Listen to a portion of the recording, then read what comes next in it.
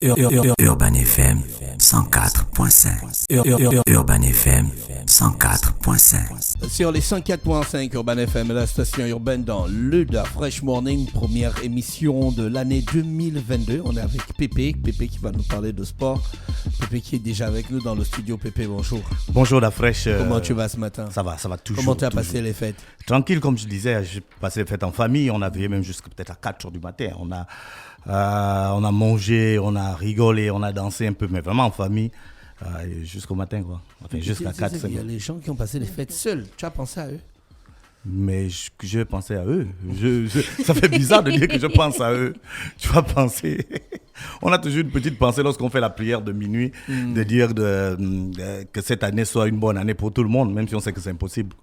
Comment ça, c'est impossible? C'est impossible qu'une année soit une bonne année pour tout le monde entier. Imagine. Est-ce que l'année 2021, c'était une bonne année pour toi? Apparemment, oui. Tu as beaucoup voyagé avec les Panthères. Tu as chillé à l'étranger. Ah non, l'année 2021, c'est aussi une mauvaise année. Parce qu'il y a beaucoup de compétitions. Il y a beaucoup de compétitions qui ne se sont pas jouées à cause du Covid. C'est ton problème? Bien sûr. Parce que si ces compétitions se jouaient, peut-être que j'allais avoir beaucoup plus de voyages encore. Si je te suis.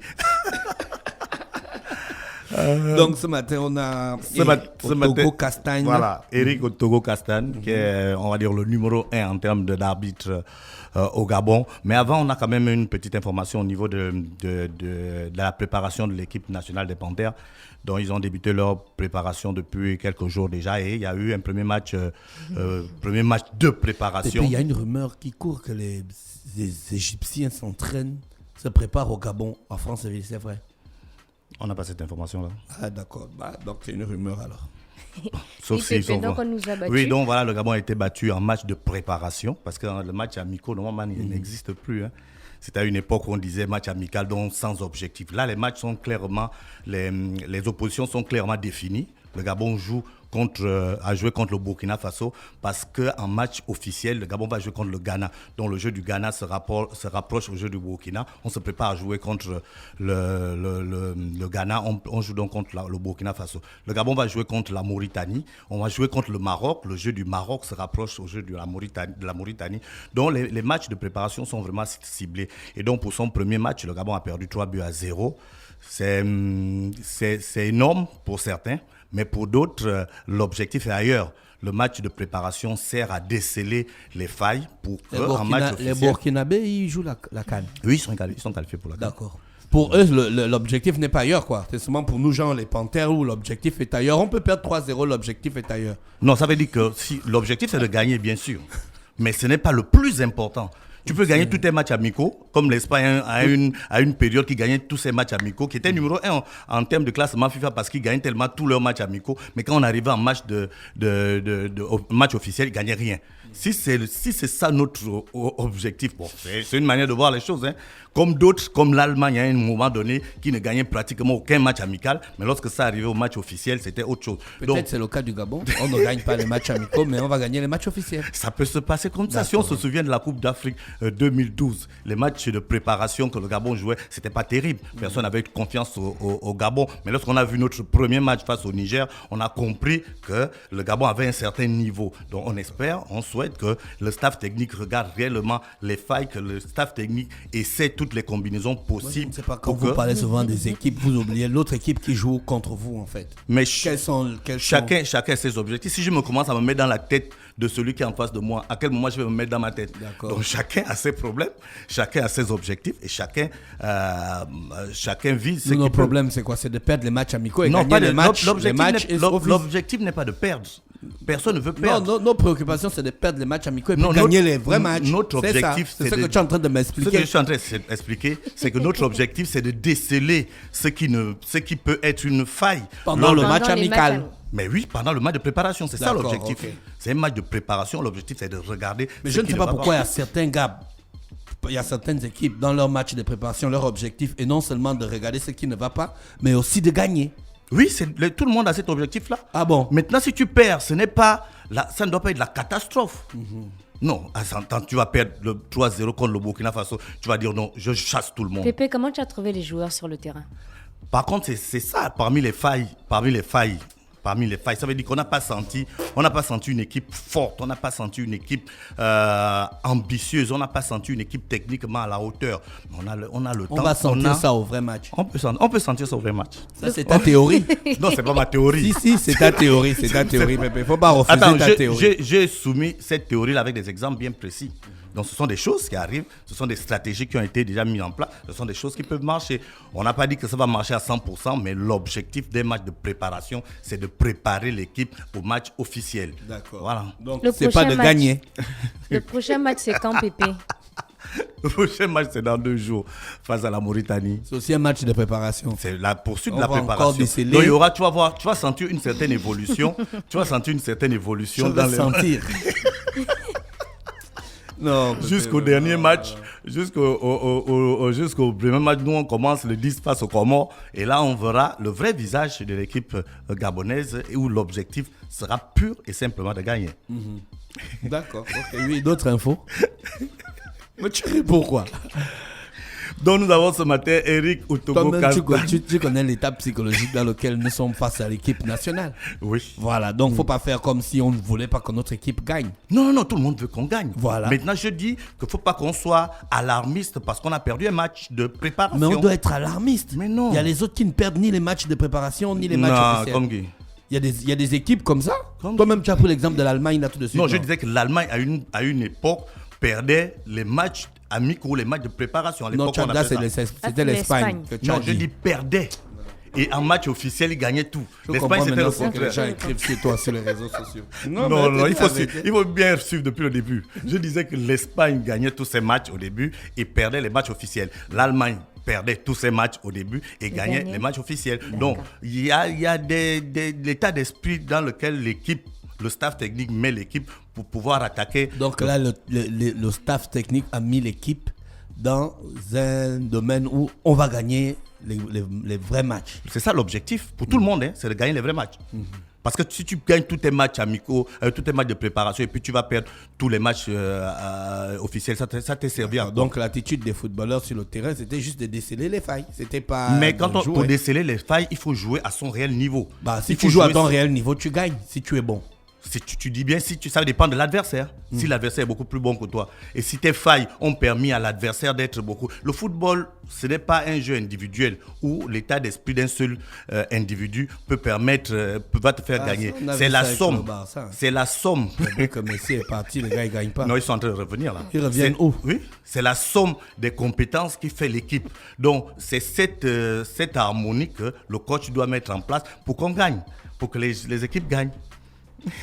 On a l'arbitre international FIFA, ça veut dire quoi? Oui, ça veut dire qu'il est international. FIFA, il peut faire les matchs. Tu peux être international sans être FIFA. Oui, si tu t'arrêtes sur le plan de FIFA, c'est le sommet. Ça veut dire que tu peux faire toutes les compétitions de la FIFA. D'accord. Voilà. Toutes les compétitions, même la Champions League, tu peux arbitrer la Champions League. Bien sûr, sur invitation, la Copa América. Ben oui, on a vu des étrangers arbitrer dans d'autres continents. D'abord même ici, en Coupe d'Afrique, on a vu à un moment donné l'Afrique, la CAF partait chercher les arbitres dans d'autres continents pour venir arbitrer.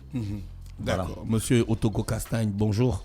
Bonjour, monsieur. Merci. Rapprochez-vous du micro, s'il vous plaît. Bonjour, monsieur Dafresh. Merci d'avoir accepté notre invitation. Pépé, avec monsieur Otogo Castagne, on va parler de quoi? On va parler vraiment d'arbitrage.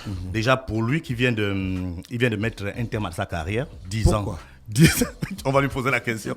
10 ans au haut niveau, 10 ans au plus haut niveau. Il a fait plusieurs Coupes d'Afrique. Il a eu une carrière pleine. On va en parler ici. Et donc, on va vraiment parler de l'arbitrage. Qu'est-ce qui fait en sorte que quelqu'un devienne arbitre? Tout le monde veut être footballeur, on veut jouer. Mais lui, il a choisi l'arbitrage. Pourquoi ses débuts? Comment on devient arbitre? Comment on devient arbitre international? Comment on devient arbitre FIFA? C'est de tous ces sujets qu'on va aborder avec lui. Vous êtes né au Gabon? Oui, monsieur Dafresh, je suis né ici. Je suis né à Libreville. Mais Castagne, c'est pas un nom, c'est espagnol. Castagne, c'est Vili. C'est Vili? Oui, de Mayumba, ouais. Mon père est de Mayumba et ma mère est Fandoyem. Ah, d'accord, ok. Castagne, en fait, c'est chez les Vili. Castagne découle de Makaya. Comme vous voyez, les Bayonnes sont des Mavungu. Ah, d'accord, ok. Donc, vous avez appris. Quand il y a un Makaya, il y a un Castagne qui s'ajoute. Et quand il y a un Mavungu, il y a un Bayon qui s'ajoute. En fait, c'est un peu les tombées de la colonisation espagnole. Vous êtes né à Libreville ou bien à Mayumba? Je suis né à Libreville. Et vous avez grandi ici? Oui. Vous avez fait quelle école primaire? Je l'ai fait à l'école primaire de la Pairie. À l'école de la Pairie? Oui, j'étais à la Pairie. Venez voir là. Oui, venez voir, oui. Venez voir. Après, je suis allé retrouver mon père, comme mon père était à l'époque préfet, donc il a fait un peu quelques localités du Gabon, département. Après, j'ai fait tout mon cursus primaire à l'intérieur du pays. À l'intérieur du pays. Le lycée? Le lycée, je suis venu, non, j'ai fait l'ESCAP. Je suis venu ici, j'ai eu mon entrée en 6e en 88 à Auvent, l'école protestante d'Auvent en 88. Et je suis venu à l'ESCAP, qui est fermée, qui est l'actuelle, surtout actuellement l'école nationale de police. Donc j'ai fait la 6e en 89. Jusqu'en seconde S en 93, l'ESCAP a fermé pour des raisons internes à la police. Et puis, on a fermé et on a été remis dans des établissements civils. C'est parce que vous brimez les autres là-bas. Après le lycée d'État. Après le lycée d'État, j'ai fait 2 ans au lycée d'État. Ma première, c'est ma terminale D3 et j'ai eu mon bac en bac D en 95 et je suis allé à l'USTM. À l'USTM. Voilà. Mais là, vous avez connu l'arbitrage où exactement? L'arbitrage, je l'ai connu à l'USTM, c'est-à-dire durant les championnats inter-pavillons. Je jouais et puis il arrivait que parfois j'arrive en retard. Eric, voilà, il n'y a plus de place. Bon, est-ce que tu peux cette fois-ci prendre le sifflet? Il n'a pas de souci. Bon, moi je voulais jouer. Bon, pas de souci. Aujourd'hui c'est le sifflet. Demain je vais prendre la place de défenseur. La petite histoire, j'étais latéral gauche, gaucher du pied. Voilà, ou défenseur. Donc j'ai fait et puis les gens ont apprécié. Le lendemain, j'ai encore fait. Et la petite venue comme ça, j'ai trouvé du goût dans le sifflet. Sans arrière-pensée. Pour moi, c'était comme ça. C'était bien. Juste pour les big matchs. Big match, voilà. Et les autres. Et après, quand j'ai commencé mon travail en 2001, là c'est l'anecdote, la petite histoire, en fait, comment la flamme commence. Oui. En 2001, j'ai terminé mes études supérieures, je suis agronome de formation, donc j'étais affecté à l'IGAD, c'est une institut gabonais de développement. Oui, on connaît. Voilà, non, c'est pas une société privée. Donc j'étais affecté à OIM en 2001, en juin précisément, juin 2001 comme coordonnateur du projet dans la province de Wellington. Et j'étais seul, sans femme, sans enfant. Donc j'ai une carte dans la province de Wellington. Après le travail, il s'ennuyait. Je tournais un peu et bon, grâce à Dieu, je ne bois pas, je ne fume pas. Je cherchais une activité ludique pour m'occuper. Et après le boulot que je m'ai appris, quand j'étais à Oyem à Kwakam, pour ceux qui connaissent la ville d'Oyem, quand vous quittez vous êtes au niveau de la mairie d'Oyem pour aller vers Akwakam, vous voyez à nouveau la BAC, comme c'est la BAC, il y a un stade. Vous apercevez le stade Akwakam. Donc j'avais mon véhicule de fonction à l'époque, en 2001, donc je descendais et je vois du monde au stade. Je dis, mais il y a quoi là-bas? Tiens, bon, je vais aller assister. Parce que je m'ennuie, il y avait une chose de rouler 15 heures dans la ville est tout petite à l'époque. Et je m'en vais au stade Akwakam. J'assiste au match, je paie mon ticket comme tout le monde dans les tribunes, je suis le match. Et puis il y a eu des problèmes d'arbitrage sur le terrain. Il y a toujours ça. Voilà, les gens s'énervaient, vous tapez l'arbitre. Mais il faut dire qu'à l'époque, ce collègue, faut dire que la petite déjà arrêté, comme disait M. Pépé. Je suis ancien arbitre international. Je ne suis plus. Le 31 décembre, mon badge a été retiré, donc je suis maintenant comme vous, arbitre. Donc, à cette époque, je n'ai pas encore arbitre. Et j'ai vu que vraiment le collègue, en 2001, vraiment, c'était pas ça. Vraiment, il avait des carences. Et j'ai eu cette envie d'aller faire, mais mieux que lui sur le terrain. Malgré la chaleur du... malgré ça, oui, mais j'étais comme vous dans les tribunes, mais j'ai senti le flamme. Non, j'ai dit, mais attends, j'arbitrais quand même des championnats inter-pavillons à l'USTM. Oui. Mais là où c'est chaud aussi. C'est chaud, je peux faire mieux. Voilà comment à la fin, je me suis rapproché de... Vraiment, je le salue au passage, M. Ndoma Loïse. C'est lui qui m'a aidé dans les débuts d'habitude à OIM, parce que j'ai commencé à OIM comme stagiaire jusqu'au garde de ligue, avant de venir ici à Libreville en 2006. Donc, j'ai dit, mais comment on fait ici pour faire l'arbitrage? Parce que je ne sais pas comment ça passe. Jouer, on sait, on paie les maillots, on court de le ballon. D'habitude, je dis, mais comment ça passe donc? Allez voir M. Ndoma Loïse, salué par cette tribune. C'était le président de la CPA, donc la commission professionnelle d'arbitrage de Ligue du Wellington. J'ai dit oui, monsieur Ndoma, c'est monsieur Moustogo, oui, vous voulez qu'on je vais savoir comment je vais faire l'arbitrage. Quand il m'a vu, il s'est dit, il était étonné, est-ce que ce monsieur est sérieux? Il est en costume là. Parce qu'à l'époque, c'était des jeunes, c'était des lycéens, quelques rares monsieur, il y avait un seul fonctionnaire qui était arbitre en activité. Et lui, donc il me dit, bon, on fait les cours de lundi à vendredi au lycée d'État d'OIM et on s'entraîne sur le plan physique. Au niveau de la tribune d'OIM, vous connaissez la tribune d'OIM? Voilà, on s'entraîne là. Donc, rendez-vous. On est samedi, donc rendez-vous lundi si vous êtes intéressé. Après, je serai. Et quand même lundi est arrivé, après le travail, j'ai garé. Il m'a étonné, mais ce monsieur, il est sérieux.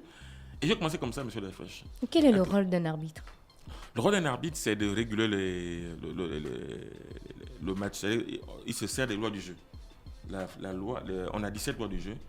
L'arbitre, c'est le magistrat du terrain.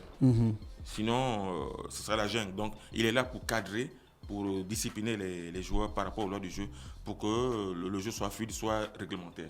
C'est ça le rôle d'un arbitre. C'est un acteur majeur aussi du football comme les joueurs. Parce que sans arbitre, il n'y a pas de match. Il y a beaucoup de pression. Beaucoup de pression. Beaucoup. Des fois même peut-être plus que... Bon, peut-être que comme tu n'as pas été joueur d'un certain niveau, mais je crois qu'à un moment donné, l'arbitre a beaucoup plus de pression que les joueurs. Énormément, M. Pépé, parce que les gens doivent savoir qu'un arbitre déjà, c'est... Comme je disais à la dame tout à l'heure, c'est... Elle s'appelle René Ruth. Madame René, c'est ça? René Ruth. Madame René Ruth, merci. Comme vous êtes là, Madame René Ruth, l'arbitre, c'est un magistrat. Il est là pour gérer le match pendant 90 minutes. Ouais. Il doit faire en sorte que les acteurs, dont les venus acteurs et le soutien de bande de touche puissent s'exprimer dans le cadre des lois du jeu. C'est lui le régulateur. Le premier grand match que vous arbitrez, le premier match officiel, le premier match officiel, c'était à Kaduna. Mon tout premier match, puis je chantais FIFA, pour la petite histoire, en janvier 2011. Mais avant d'être arbitre FIFA, vous étiez déjà arbitre gabonais? Si. Il y a arbitre national. Il y a arbitre fédéral. Il y a des grades fédérales, interligue, ligue et district. Donc tous les grades là, vous avez traversé ça au Gabon? Au Gabon, oui. Mais pendant ce temps, vous arbitrez des matchs sur place? Oui, sur place. C'était quel match? Les matchs de la Ligue? Non, les matchs du championnat national. D'abord, la Ligue de Wellington, j'y étais de 2001 à 2005. Donc, j'étais le gars d'habit de Ligue. Donc, au Yem, il n'y a pas beaucoup d'équipes. Il n'y a que Yuzo et puis... Non, ça c'est les premières... Là, il parle des premières divisions. Mais lorsqu'il te parle d'arbitre genre Ligue, ça veut dire que les matchs du championnat de la Ligue, dont les équipes... Voilà, des équipes qui sont... Non, il y a beaucoup d'autres équipes. Il y a beaucoup de petites équipes qui n'ont pas forcément les premières divisions, tu vois, ou les deuxièmes divisions, qui ont juste... Donc vous avez commencé par arbitrer ces matchs-là? Ces matchs, oui, les matchs du championnat scolaire, provincial, ouais, c'est un peu ça. Mais mon tout premier match officiel de première division, ça c'est encore une anecdote, c'était en 2003. J'étais au grade d'arbitre de Ligue et... Au départ, je fais les matchs comme quatrième, c'est-à-dire qu'arbitre de réserve. Ceux qui font les changements là, un sort, rentre. Donc, je fais les matchs, les grands venaient à l'époque, les grands Béra, les monsieur Mombo, à l'époque arbitre grand fédéral, ils venaient, les Doum Jules. Nous, en province, nous étions les arbitres qui venaient pour les aider, donc quatrième ou deuxième assistant. Et à l'époque, M. Perle Mungindi était à l'époque président de la CCA, à l'Africa Foot, des années 2002-2003.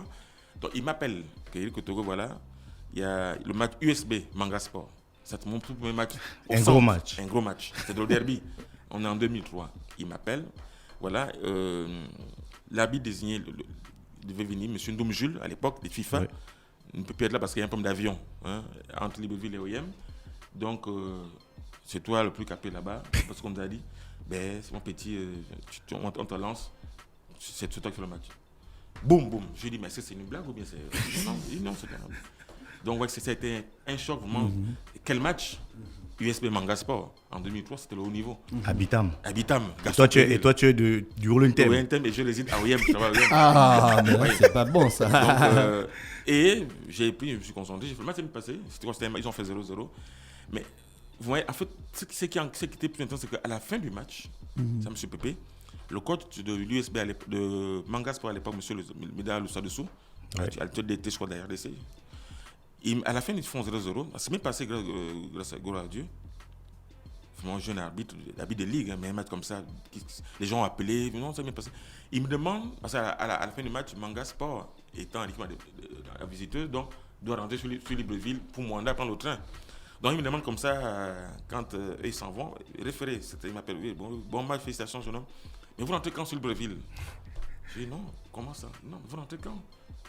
Je dis non, moi je suis rien. Quoi, vous n'êtes pas un arbitre qui vient de Libreville? Je dis non, je suis l'arbitre de Wendel. Il dit quoi? Un match comme ça? Un match propre? Non, il dit félicitations. Oui, et ça, c'est une reconnaissance m'a donné du bon cœur. Un arbitre, un entraîneur de Manga Sport qui est connu, qui est coté, ne me connaissait pas, mais je me félicite.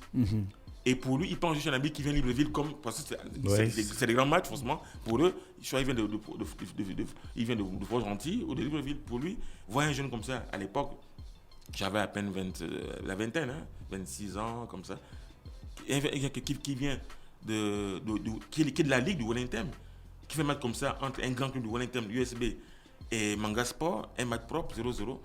Pour lui, c'était chapeau. Et vraiment, ça m'a fait bon au cœur. Et ça m'a motivé vraiment à aimer la chose. Maintenant, tu as eu, là on sort du Gabon, tu as eu les Coupes d'Afrique 2012, 2015, 2013, 2015, 2017, 2019. Voilà, quel est ton plus gros match? Le match qui t'a vraiment, où tu as eu plus de pression que les autres matchs? Je pense que sans remuer qu'on donne la plaie, sur le match de la demi-finale, en 2015. Guinée équatoriale, Ghana. C'était pire que Égypte. C'était quoi? Égypte, Afrique du Sud. Parce que il y a le contexte. Vous savez, en 2015, la CAN devrait pas se trouver en Guinée équatoriale, devait se trouver au Maroc. Oui. Guinée équatoriale avait sauvé la CAN. La CAF, donc, elle a accepté, c'est une bonne chose, d'accueillir la CAN chez elle. Et elle avait eu un bon parcours. Il faut le dire, ils ont eu un très bon parcours durant cette CAN à domicile en 2015. Et c'était un grand match.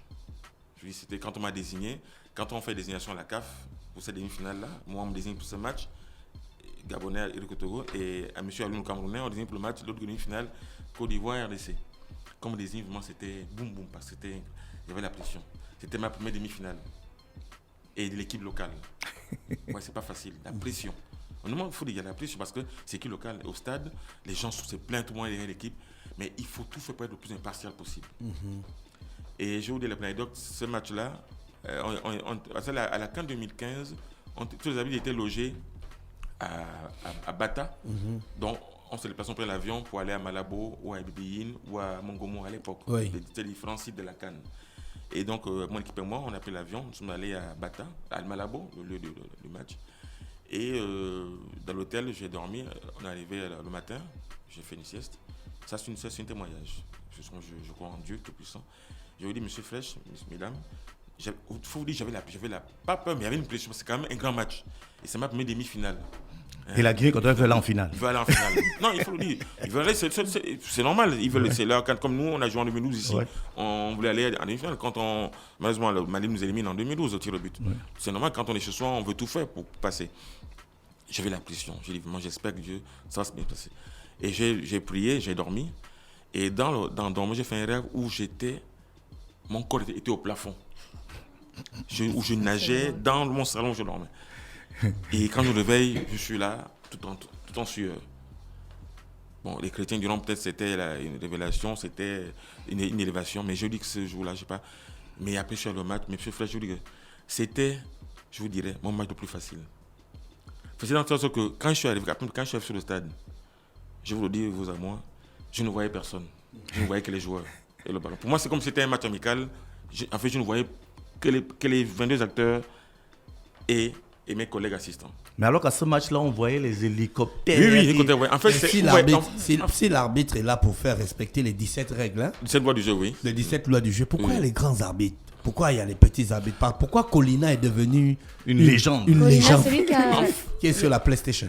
En fait, bon, c'est que je ne suis pas un instituteur avéré, je suis ancien arbitre, donc ma modeste contribution, je donne mon point de vue. Je n'ai pas la science exacte. Mais en fait, je pense qu'au niveau de la CAF, la FIFA, les arbitres sont catégorisés par rapport à leurs compétences. Parce que même nous, jadis, quand j'étais élite A, de 2001 à 2021, l'année à la CAF, il y a ce qu'on appelle élite A senior, élite A junior. Parce qu'on est catégorisé. C'est-à-dire qu'il y a arbitre que par rapport à votre expérience, votre vécu, votre façon de gérer les matchs, votre autorité sur le terrain, on est sûr que celui-là, c'est un senior. Donc, il peut faire un grand match. Celui-là, il est encore médium, junior, il a encore du temps. Il a encore un griffe dans de l'air, donc il va grandir. Même si on est tous élite A, mais on est catégorisé. C'est en fonction de ça qu'on me donne les grands matchs, comme celui de ce match en 2015, comme aussi en 2019, on me donne la 8e finale, sans VAR, parce que le VAR avait commencé en quart de finale en Égypte, un match aussi délicat, chaud, Égypte, Afrique du Sud. En Égypte. L'Égypte perd chez elle. À la fin du match, quand on est dans le coup de 6 finale, mon cœur bat parce que je me dis, j'espère que ça va pas se répéter. Mais est-ce qu'un arbitre sait lui-même s'il a fait un bon match ou pas? C'est compliqué, mais c'est en fait, il y a ce qu'on appelle dans le jargon le débriefing. C'est-à-dire qu'à chaque match, on désigne un assesseur, un inspecteur qui vous évalue. Donc, il est question pour lui, à la fin du match, de vous évaluer, de donner des notes. Mais quand même, entre soi-même, on a quand même une petite fierté. On se dit, bon, Il y a le ressenti. Quand il n'y a pas trop de bruit, bien, on ne parle pas trop de vous dites quand même ça va. Il peut y avoir des ratés, ça arrive, nous, on est parfait. Mais quand même, ressenti, il y a des matchs où je dis, là, quand même, l'action là, j'étais loin, j'aurais pu, ça arrive. Mais il y a des matchs où je dis, non, là, quand ouf. Est-ce qu'il y a les arbitres corrompus? Je sais pas. On m'a dit, je dirais, parce que pour dire corrompu, il faut qu'on l'attrape. Monsieur Dachfèche, je ne peux pas vous dire, non, je peux pas vous dire oui ou non, parce que pour dire corrompu, il faut qu'il y ait un corrupteur, il faut qu'on les attrape. Est-ce qu'on n'a jamais tenté de vous corrompre? Ça arrive souvent. Alors. Ça arrive. Maintenant, je vous dis, c'est sur le terrain qu'on vous évalue. On saura que là, à Eric, on connaît ses compétences. Là, c'est pas ça. Pour dire que c'est. On dit au juge de masturbation un peu du mur. Quand on dit, il y a les corrupteurs et les corrompus, mais il faut des preuves, il faut des faits. Il faut qu'on sache que oui, on l'a attrapé. Bon, il y a des collègues qui ont été bannis. Il y a eu des preuves, des vidéos, on les a filmées. En 2017, ça a fait un peu le tour à la CAF. C'était gênant, mais. C'est ça, il y a eu des faits où les gens ont pris des certaines sommes d'argent. Vous avez déjà arbitré un match avec la VAR? Non, mais j'ai été VAR, arbitre VAR en Coupe du Monde 2017 en Corée, moins de 20 ans. En fait, il faut expliquer que lorsqu'on parle de VAR, il y a deux catégories d'arbitres. Il y a ceux qui sont sur le terrain et puis il y a ceux qui sont dans un bus. Dans un bus. Et puis donc lui, il a fait ce type d'arbitrage-là. Voilà. Vous avez fait la Coupe du Monde? J'ai fait la senior, non, dommage, non. La senior, c'est la senior. Non, je l'ai raté. J'étais candidat pour 2018, je n'ai pas fait. Être candidat, ça veut dire quoi? Être candidat, c'est-à-dire, vous êtes présélectionné. C'est-à-dire qu'après chaque Coupe du Monde, par exemple, moi, après la Coupe du Monde 2014 au Brésil, qui s'est joué, je crois, si je me trompe, entre juin et juillet 2014, en septembre de la même année, la FIFA sort la liste des arbitres présélectionnés pour la Coupe du Monde N+4. Donc, de 2018. Et j'ai été sélectionné. Et pendant 4 ans, on vous suit. Il y a des stages. La FIFA, j'ai fait 3 stages. En 2016, j'étais à Doha, au Qatar. En 2014, d'abord, j'étais à Zurich, en Suisse, pour mon premier stage l'arbitre candidat à la Coupe du Monde. Donc, on l'a fait au sein de la FIFA même, à Zurich, en Suisse. Et en 2016, nous sommes allés à Doha, au Qatar, pendant une semaine, pour tous les mêmes stages de candidats pour évaluer nos compétences. Et le tout dernier stage, c'était en 2017. Là, c'était un stage d'arbitre VAR. J'étais à Florence, en Italie, la ville de M. Colina, au centre technique de Coverciano, de la Fédération italienne de football. Donc, c'était mon dernier stage FIFA en Italie, en Florence. Et c'est à l'issue de ça. Et avec des matchs, parce qu'il y a des stages pour faire nos capacités, de compétences. Et ensuite, il y a des matchs où on vous évalue. Donc, j'ai fait ma première Coupe du Monde des FIFA, c'était la Coupe du Monde U20, moins de 20 ans junior, en 2015 en Nouvelle-Zélande, 2 jours d'avion du Gabon, c'était fastidieux. Donc j'ai fait 2 matchs là-bas, j'ai fait Ukraine, États-Unis et Ouzbékistan, Honduras. Ton pays? Voilà. Et ensuite, voilà. C'est mon pays, l'Ouzbékistan. L'Ouzbékistan. Votre pays? C'est mon pays. Je dois aller là-bas. Il faut couvrir, il fait très froid. C'est moins 20 degrés là-bas. Et ensuite, j'ai été aussi retenu pour la Coupe du Monde Corée, toujours U20, des jeunes catégories. Parce que comme en 4 ans, on vous aide dans la commission des jeunes. U17, c'est moins de 17 ans. Et U20, c'est les juniors, moins de 20 ans. Donc j'ai fait encore Coupe du Monde U20 en Corée du Sud. Là, j'étais allé en tant qu'arbitre VAR. Est-ce que les règles sont les mêmes quand on est en Corée ou bien en Espagne, en Ouzbékistan, chez Dafresh ou en Corée? Le football est universel. C'est les mêmes lois du jeu qui s'appliquent, que ce soit au Gabon, à Tchibanga, au Vent, à Garoua, au Caire, c'est les mêmes lois du jeu. L'arbitre est là pour mettre en exergue les lois du secteur du jeu. Donc un arbitre n'arbitre jamais un match de son pays? Jamais. Donc vous ne pouvez pas arbitrer un match des Panthères? Jamais. Non, parce que, M. Dachfèche, je suis gabonais, mais les Panthères... Mais vous devez être impartial. Oui, mais si je suis impartial, M. Dachfèche, après, si le Gabon perd, on dit oui, mais il n'a pas aidé le pays. Ouais, mais non, ouais, donc voilà pourquoi la FIFA tout fait pour que... Même les matchs amicaux, à l'époque, ça se faisait. Il y a là, quelques années, il y a peut-être 10-15 ans, les matchs amicaux, à l'époque, quand le Gabon joue contre le Mali ici, dans les années 90, on ne pouvait pas parler d'arbitre gabonais. Maintenant, la FIFA, puisque ces matchs sont évalués, sont cotés, M. Papé est bien placé que moi, tous les matchs amicaux qui sont dans les dates FIFA sont cotés. Donc, on exige aussi qu'il y ait des arbitres internationaux neutres. Lors d'un match de football, Oui. on enlève la nouvelle réglementation, il y a la VAR. Oui. Lors d'un match de football, il y a combien d'arbitres sur le terrain? Il y en a 4. Il y a 4. Le central, les 2 assistants et l'arbitre de réserve qui fait les remplacements. D'accord. L'arbitre C'est quoi le commissaire de match? C'est pas un arbitre? Non, c'est un administratif. Il peut être un ancien arbitre. Son rôle, c'est de faire toute l'administration inhérente au match. Donc, il est là pendant le match. Il y a le commissaire et l'assesseur. Le commissaire, c'est l'administration, il est là pour réguler le compte à rebours, veiller à la sécurité du stade, des joueurs, du public. Et l'assesseur, dans le jargon, l'inspecteur des arbitres, il est là juste pour noter les arbitres par rapport à leurs prestations sur le terrain. D'accord. Donc, c'est Lui les doit 4 arbitres. obligatoirement être un arbitre. Un ancien arbitre. Oui, voilà. Donc, c'est les 4 arbitres-là qui gèrent. Celui qui est au centre, Voilà. les 2 qui ont les drapeaux Le et drapeau, celui qui fait qui est les remplacements. qui fait les remplacements. S'il n'y a pas de VAR. Voilà. Est-ce qu'il y a des critères pour être un arbitre? Les critères, il faut être en bonne santé, il faut être de bonne moralité et avoir la passion. Mais pourquoi vous prenez une retraite prématurée? Il faut dire que, comme je disais à vos collègues la semaine dernière, donc, dans ma cérémonie de revoir, il y a l'âge qui est arrivé, c'est 45 ans. Donc, je m'étais dit, depuis la CAN 2019, qu'en 2021, c'était ma dernière CAN s'il n'y avait pas eu le Covid. Puisque le Covid a fait que la CAN a été... Mais Colina, il a arbitré à Voilà. plus de 45 ans. Oui, il y a eu, depuis 1 ou 2 ans, si je me trompe, la FIFA a abrogé la limite d'âge. Mais moi, j'ai estimé qu'il fallait partir pour laisser la place aux autres. Parce que si je restais encore là, je ne pense pas qu'on devait voir les jeunes comme Acho, les Tanguy qui arrivent, les Gauthier. Justement, derrière toi, il y a des gens. Il y a des jeunes qui sont là. Il faut qu'ils fassent leur preuve. On ne laisse pas la place pour laisser la place. Voilà. Mais ils ont déjà commencé, non? Il y a Acho fait déjà certains matchs. Oui, si, justement. Depuis Acho est entré, je crois, si je me trompe, il a été en habit FIFA, comme sur son numéro 1 au Gabon, il faut le dire. Après moi, comme je suis parti. Donc, Acho est rentré FIFA, je pense, en 2018. Et l'année d'après, il a fait la Coupe d'Afrique U17 en Tanzanie. Et il a fait la Coupe d'Afrique U23 l'année dernière, en 2021, je crois, en Mauritanie. Et il est rentré, là, il a fait son stage élite, là, en Égypte, il y a 2-3 mois. Donc, il est élite A. Bon, on espérait le voir dans la liste finale, puisqu'il était au stage pour les prétendants à la CAN. Dommage, il n'était pas là. Bon, 5 parties remises, j'espère qu'il est jeune. Il a encore le temps d'apprendre. J'espère qu'il sera apte, il sera prêt pour Donc, quand la FIFA vous appelle, il sera prêt pour 2023. Quand la FIFA vous appelle pour un match international, elle paye votre billet d'avion.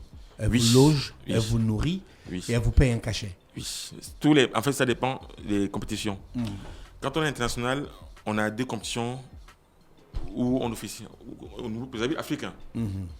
On a les matchs de la CAF, donc les éliminatoires de la CAN, les éliminatoires de la CAN, donc les matchs de Ligue des Champions, les matchs de la Champions League africaine, où Mazembe, Zamalek joue, et la Coupe de la CAF, Coupe de la Confédération.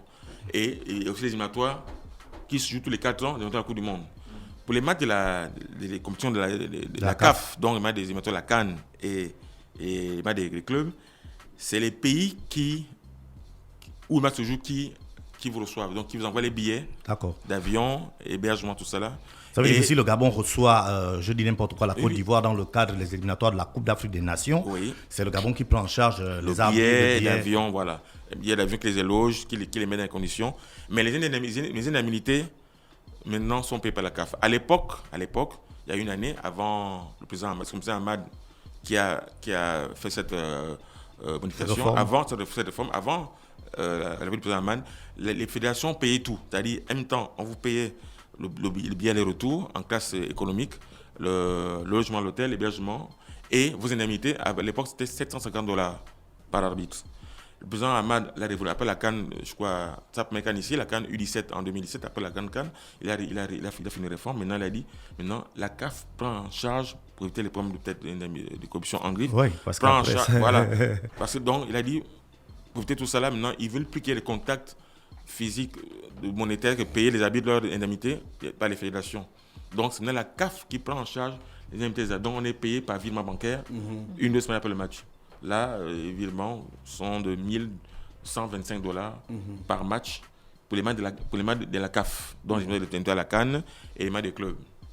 Maintenant, pour la Coupe du Monde, c'est autre chose. Ça, c'est plus intéressant. La FIFA, c'est un autre niveau. C'est une puissance. Dans la FIFA, quand on désigne pas mal la Coupe du Monde, par exemple, M. Pépé habite FIFA gabonais, on les désigner un mois avant, pour les faire par Côte d'Ivoire, Gambie ou Côte d'Ivoire, Sénégal. Il va en business class. Ah oui, c'est la FIFA. C'est l'autre niveau. On le souhaite la fois, on l'espère bien. Business class ou en first class, première classe. Il arrive à l'hôtel 5 étoiles. Obligatoirement. Ah oui. Il y a un chauffeur. Les arbitres ont un véhicule à leur disposition. Comme à la CAF aussi, c'est la même chose. Ils ont à disposition. Ils ont droit s'entraîner. Ils ont 1 ou 2 séances au stade du match avec chauffeur. Et le jour du match, ils sont escortés comme un chef d'État. C'est ça. Vous avez des beaux tarifs. C'est ça, ce qui est bien dans le haut niveau. On vous prend à l'hôtel à H-2 du match, escorté, motorisé, vous allez au stade. Donc vous faites le match. Là, par rapport à la CAF, la FIFA maintenant, vous voyez en business, sauf que vous n'avez pas d'indemnité. Vous rentrez, non, on vous vire. Que la FIFA, ils ont une cotation par jour. C'est par exemple, si Pépé est parti jeudi 2 janvier pour Abidjan, son match s'est joué le 4 janvier, il rentre par exemple le 5, on compte le jour du départ à l'aéroport Léomba. C'est là où ça commence c'est indemnités journalières, voilà. Ça, la FIFA, on parle de délit journalière, daily allowance. Donc ça commence là, jusqu'au jour où il rentre. S'il a fait 5 jours par exemple, en tant qu'arbitre, il a $500 jour, fois 5. Ah ouais, ça, c'est la FIFA. Ça, c'est dans on peut faire une bonne carrière, on peut bien faire sa vie. Oui, si vous êtes élite, il faut être élite A et faire plusieurs matchs de Coupe du Monde. Donc, maintenant, quand vous arrêtez l'entraînement, l'arbitrage, vous allez continuer dans l'agro-industriel? Non, je suis de formation, je suis fonctionnaire d'abord au ministère de l'Agriculture. Déjà, je tiens par l'occasion à remercier le monsieur le secrétaire général et tous les gens qui m'ont aidé. Parce qu'il faut dire que les arbitres ne sont pas professionnels au Gabon et on n'est pas des fonctionnaires de la fédération. On est en fait on est des prestataires, c'est-à-dire on est là pour chaque année, on nous renouvelle. Donc, quand vous avez des matchs, la fédération, par le biais du patron de mission qui est le secrétaire général, écrit à votre mission d'origine. Si par exemple vous êtes au privé, comme moi je suis fonctionnaire, pour vous demander une autorisation d'absence, que monsieur Dachfresh, habite FIFA gabonais, est désigné par la FIFA, la CAF pour faire tel match, par exemple le match par Burundi, Soudan. Nous souhaiterions qu'il soit mis à disposition pour ce match-là. Donc la Africa Foot, le RG, demande l'autorisation d'absence à l'employeur, du privé ou du public. C'est là maintenant qu'il autorise et nous voyager. Ça se passe comme ça dans tous les pays? Bah, bien sûr. Oui, c'est comme ça. Ouais. Sous les habits qui sont pas professionnels. En Afrique, il n'y en a pas de professionnels. Il n'y a pas de professionnels. Non, il n'y en a pas encore. Bon, il y en a, mais je crois que certains, ils ont encore leur activité. Ouais. Vous ne regrettez pas un peu la retraite là, non? Non, M. Dachfresh, non. Bien au contraire, pour moi, c'est une sorte de ouf. Je me libère. Vous savez, 10 ans d'arbitrage élite, c'est pas facile. C'est beaucoup de sacrifices. Parfois, votre famille empathie parce que là, j'ai 4 enfants. J'ai 6 les 2 derniers. Je dis que certains matchs, ils ne me voyaient pas. Je partais le matin, par exemple, la rampe pour ne pas citer, les vols de 4 heures, il faut être à une heure, vous partez à minuit, ils dorment, vous rentrez, ils dorment, c'était compliqué. Et puis aussi au niveau du boulot, là, je me consacre maintenant entièrement à ma famille et à mon milieu professionnel, dont je tiens par l'occasion aussi, si vous me permettez, à remercier le ministère de l'Agriculture qui m'a permis pendant ces 10 ans d'être toujours hors du pays. Pendant parfois 1 mois, il m'arrive d'aller en Corée, en Nouvelle-Zélande. J'ai fait 1 mois en Nouvelle-Zélande et c'était pas facile, mais vraiment je tiens par cette opportunité à remercier. Vous avez déjà sifflé un penalty? J'en ai sifflé. Les penaltys justifiés? À mon Mais d'après, je t'ai posé une question. C'est peut-être ce qui fait la différence entre des grands arbitres et ceux qu'on peut considérer comme des petits. C'est dans peut-être l'interprétation. Voilà. Savoir est-ce que le penalty est valable, est-ce que le hors-jeu était valable. Je crois que ce sont les 2 actions-là qui causent souvent le plus de problèmes. Ouais, parce que justement, comme je disais, sur le terrain, on est 4. Sans la VAR, sans la vidéo absence de referee. Donc il y a l'arbitre, les gens disent son arbitre central, mais on dit arbitre. Les 2 assistants, l'ANESMAN, comme on disait à l'époque, et le 4e. Donc, tout ce qui est faute sur le terrain, concerné par la loi 12, donc faute d'incorrection, c'est l'arbitre qui est loi 5 qui est le patron. Tout ce qui est coup franc, penalty, carton jaune, carton rouge. Tout ce qui est hors-jeu, c'est la loi 11 et qui est géré par l'assistant qui est dans la loi 6. Donc, tout ce qui est hors-jeu, c'est l'assistant. Donc, en fait, chacun est dans son couloir. Quand il y a hors-jeu, Mais il peut arriver que l'arbitre assistant, il lève la main sur un hors-jeu, et puis le central dit non, jouez. Non. Il doit siffler. Il doit siffler. Il doit siffler. Sauf si maintenant, il peut arriver pour... Dans la loi, il y a tous les jurisprudences. Hein? Il y a tous les jurisprudences. Par exemple, il arrive... l'assistant peut ne pas voir que sur une action, par exemple, le défenseur a joué, par exemple, de la tête sur son propre gardien ou du pied. Et l'assistant, lui, pense que c'est un attaquant qui joue. Il lève. L'arbitre lui dira non, mon ami, c'est bon, du doigt, que il n'y a pas hors-jeu parce que c'est le défenseur qui fait la passe en retrait à son gardien. Une vraie coordination. Voilà, là il faut que vous communiquez et il baisse le fanion et vous continuez. Parce que si vous sifflez, c'est que il y a une erreur, mais que vous pouvez corriger à vos collègues, mais c'est que vous la cautionnez. Là, vous pouvez aider votre collègue assistant à ce niveau-là. Donc, il y a des exceptions à la règle. D'accord. Monsieur Togo, on a passé beaucoup de temps ensemble. Hein. Ouais. J'espère qu'on aura une autre émission. On vous remercie d'avoir... Je aussi moi qui vous remercie, monsieur Laflèche et messieurs, mesdames de cette émission Urban FM, que j'écoute souvent aussi, de bonne émission. Mais je vous dis merci et si vous permettez l'occasion, je dis merci à tous ceux qui m'ont soutenu, tout le peuple gabonais, d'officiel, pendant ces 10 ans de carrière, internationale évidemment.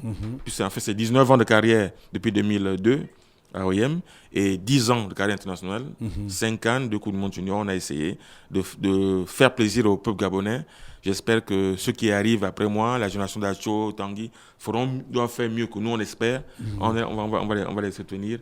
Vraiment, ça a été un plaisir pour moi d'avoir porté mon pays durant ces 10 ans de compétition africaine. C'est un plaisir pour moi. Je dis merci à tous ceux qui m'ont soutenu durant ces 10 ans-là. Et merci beaucoup. Urban FM 104.5